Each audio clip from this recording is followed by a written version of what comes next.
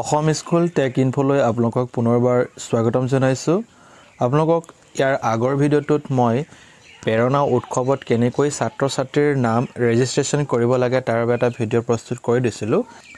আপোনালোকে প্ৰেৰণা উৎসৱত ছাত্ৰ-ছাত্ৰীৰ নাম ৰেজিষ্ট্ৰেশ্যন যিমান পাৰে আপোনালোকে কৰিব পাৰে। আপোনালোকৰ বিদ্যালয়ত যদি থাকে গোটেইখিনি আপোনালোকে কৰি ল'ব।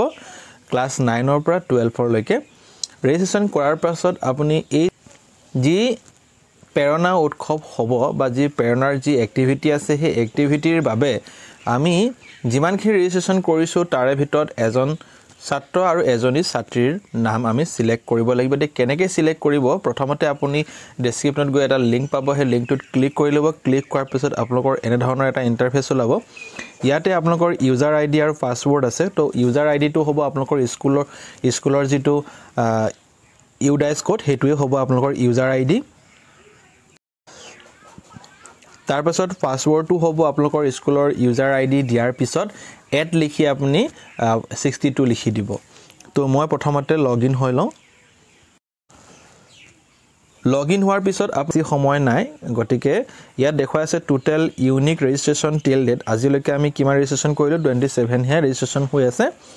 সেই গতিকে আপোনালোকে মিনিমাম যিমান পাৰে আপোনালোকে কৰিব। কৰাৰ পিছত আপুনি ইয়াতে এই অপশ্যনটোত যাব, ইয়াতে দেখা পাব।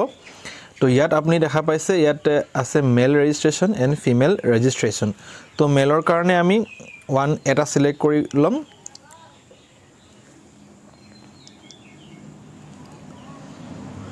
এতিয়া আপোনালোকৰ স্কুলত যিহেতু ৰেজিষ্ট্ৰেশ্যন কৰি থৈছে, তাতে মেলৰ কাৰণে গোটেই অপশ্যনখিনি ইয়াত ওলাই আহিব। যাক মন যায় আপুনি ইয়াত সিলেক্ট কৰি ল'ব। সিলেক্ট কৰাৰ পাছত এনেকৈ ইণ্টাৰফেচ এটা ওলাব, আপুনি অ'কে বাটনটোত ক্লিক কৰি দিব। আপোনালোকে সিলেকশ্যন কৰাৰ পিছত সিলেক্ট অপশ্যনটোত ক্লিক কৰাৰ পিছত আপুনি ইয়াত আকৌ আহিব। এতিয়া ইয়াতে চাব সিলেক্ট বয়জ ফৰ ৰাউণ্ড 1। আপুনি তাত যদি ক্লিক কৰে তেতিয়া আপুনি গম পাব যে আপোনাৰ ছাত্ৰজন সিলেক্ট হৈছে নে। তো ইয়াত দেখা পাইছে ইয়াত সিলেক্ট হৈ গৈছে, গতিকে এইটো আমি কনফাৰ্ম যিটো অপশ্যন আছে বটন আছে সেইটোত আমি টিপি দিব লাগিব।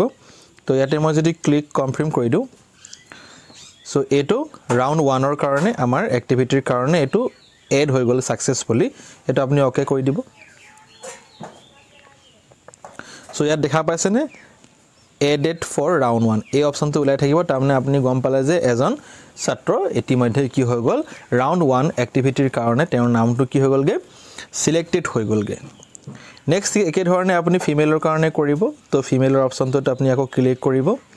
ক্লিক কৰাৰ লগে লগে আপুনি গোটেই যিখিনি ছাত্ৰ ছাত্ৰীক আপুনি ইয়াত ৰেজিষ্ট্ৰেশ্যন কৰিছিলে ছাত্ৰীখিনিৰ নাম এটা ওলাব, যিহেতু ফিমেল ৰেজিষ্ট্ৰেশ্যন কৰিব। তো ইয়াতে যিকোনো এজনীৰ নাম আপুনি সিলেক্ট কৰি ল'ব যাৰ নামটো আপুনি বিচাৰে। তো মই ইয়াত সিলেক্ট অপশ্যনটোত ক্লিক কৰি দিম। ক্লিক কৰাৰ লগে এইটো অ'কে বাটনটো ক্লিক কৰি দিম। তাৰপিছত আকৌ ইয়ালৈ আহিব। ইয়াত অহাৰ পিছত ইয়াত সিলেক্টেড গাৰ্লছ ফৰ ৰাউণ্ড 1ত তাত আপুনি ক্লিক কৰিব। ক্লিক কৰাৰ লগে লগে আপুনি অকণমান তললৈ আহিব। অহাৰ পিছত ইয়াতে যিটো কনফাৰ্ম অপশ্যন আছে সেইটো আপুনি টিপি দিব। টিপাৰ পাছত ইয়াত অ'কে বাটনটোত ক্লিক কৰি দিব। ক্লিক কৰাৰ পাছত আপুনি দেখিব সেই ছাত্ৰ বা ছাত্ৰীগৰাকীৰ নামটো ইয়াত এডেড ফৰ ৰাউণ্ড 1 হৈ গ'লগৈ।